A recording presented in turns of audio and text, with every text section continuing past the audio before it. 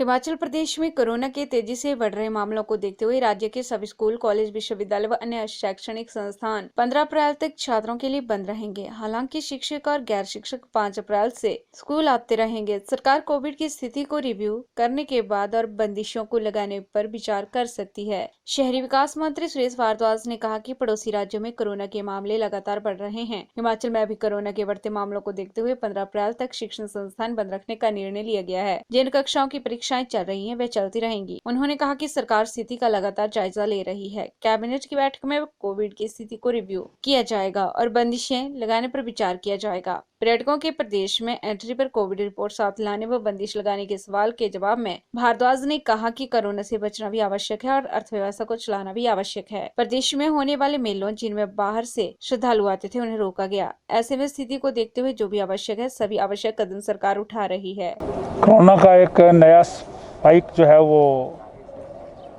देश के बहुत बड़े हिस्से में जो है वो बढ़ रहा है। विशेष रूप से हमारे पड़ोसी राज्य पंजाब में जो है वो काफ़ी गति से बढ़ा है और जिसका परिणाम है कि हिमाचल प्रदेश में भी नए सिरे से कोरोना के केसेस जो हैं वो आ रहे हैं। खास करके जो बॉर्डर डिस्ट्रिक्ट्स हैं हमारे, उनमें ये ज़्यादा बढ़ रहा है। इसके लिए हिमाचल प्रदेश सरकार ने पिछले मंत्रिमंडल की बैठक में बहुत सारे निर्णय लिए थे और अब माननीय मुख्यमंत्री जी जो है डेली बेसिस पर जो है सिचुएशन को रिव्यू करते हैं इसमें, और इसकी बढ़ती हुई जो है वो संख्या को देखते हुए जो हमारे स्कूल, कॉलेजेस, यूनिवर्सिटीज़ इत्यादि हैं जिनको खोलने का निर्णय लिया गया था और खुले थे आजकल, उनको जो है वो 15 अप्रैल तक बंद रखा जाए, ऐसा फ़िलहाल निर्णय लिया गया है। जो क्लासेस परीक्षाएं हो रही हैं उनकी परीक्षाएं चलती रहेंगी। इसी प्रकार से जो है वो सोशल गैदरिंग्स भी, उसके ऊपर भी रिस्ट्रिक्शंस लगाई हैं। हॉल के अंदर जो है वो आप टोटल कैपेसिटी का 50% तक और खुले स्थान पर आप टोटल कैपेसिटी का 50%, नॉट मोर देन 200 पीपल, ऐसी रिस्ट्रिक्शन लगाई हैं।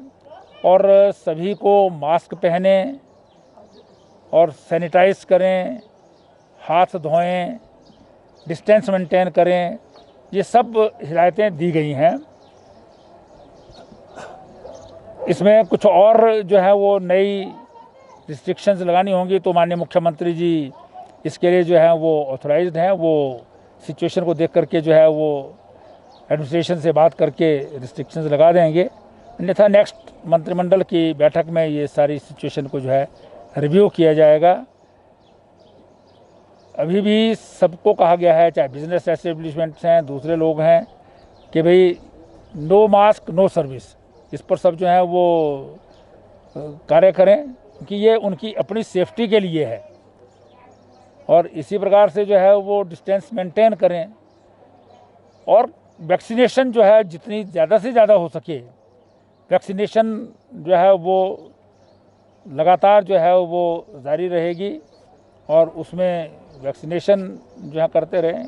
तो मैं समझता हूँ कि कोरोना से जो है वो निपटने में जो कारगर कदम उठाए जा सकते हैं उसे हिमाचल प्रदेश सरकार उठा भी रही है और आगे भी उठाएगी।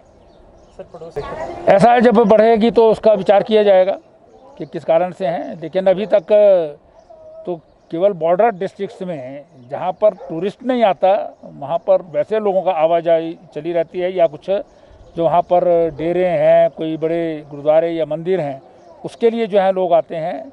या जैसे ऊना में जो है वो आर्मी रिक्रूटमेंट हो रही थी, उसमें काफ़ी मात्रा में जो है वो बढ़े हैं। तो इन सब चीज़ों को देख करके जो है वो दोनों चीज़ों को बैलेंस करने की आवश्यकता रहेगी। इकोनॉमी को भी जो है वो देखने की आवश्यकता है और साथ ही साथ कोरोना वायरस भी जो है वो ज़्यादा ना बढ़े, उसको भी देखने की आवश्यकता है। हिंदुस्तान जो है वो खुशकिस्मत है कि हमने दो वैक्सीन अपनी तैयार की हैं और सारी दुनिया में जो है उसकी मांग हो रही है। आज हम अफ्रीका की कंट्रीज़ को जो है वो कोरोना वायरस की वैक्सीन भेज रहे थे। अब अपनी मांग को देखते हुए केंद्रीय सरकार ने जो है वो अभी बाहर जो है वो एक्सपोर्ट करने पर रोक भी लगाई है, ताकि अधिक से अधिक लोग हिंदुस्तान के जो हैं वो इसमें वैक्सीनेट हो जाएं, और बड़ी संख्या में जो है वैक्सीनेशन आजकल हो रही है। PRTV के लिए शिमला से पुष्पेंद्र की रिपोर्ट।